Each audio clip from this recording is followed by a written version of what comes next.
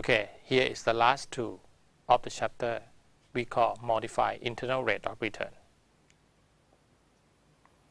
Internal rate of return or IRR is a good decision making tool as long as the cash flow are conventional. Conventional means the IO is negative, and after that you get positive cash inflow, right? So positive. This is conventional cash flow, and IRR will be only one value, right?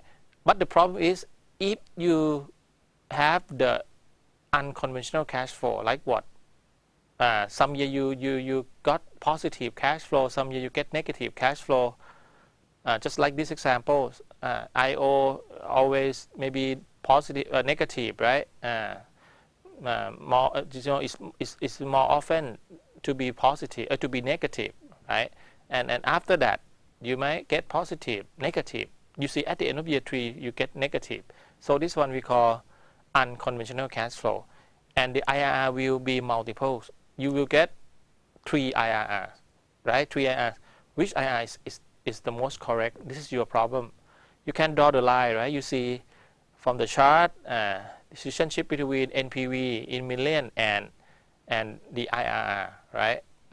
So IRR is a point that NPV equal to 0, right? So we have 3 answers: 10%, 20%, or 30%. So which one should be the correct answer?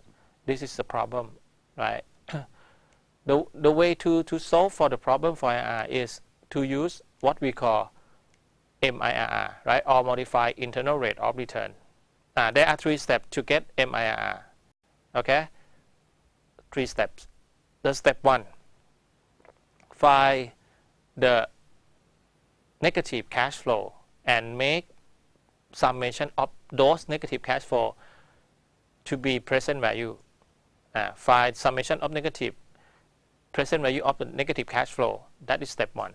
Now, as you can see, the only negative cash flow is initial outlay.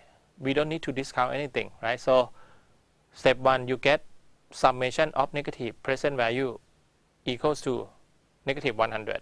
Step 2, you find what? You see any positive cash flow, you find summation of all present value of positive cash flow. You see at the end of year 1, the cash flow is 10, right? So you have to make future value by using the WACC as interest rate. So you get what? You compound 10 to be 12.1, right? How do you get 12.1? That is FV, right? FV equal to PV 10 multiplied by 1 plus 10% power by 2, right? From year 1 to year 3 is 2 years. And the second cash flow is 60. You see 60 is positive, right? Positive. So you need to make future value so that you get 66. How do you get 66? FV 66 equals to PV, right? 60 multiplied by 1 plus 10% power by 1, right?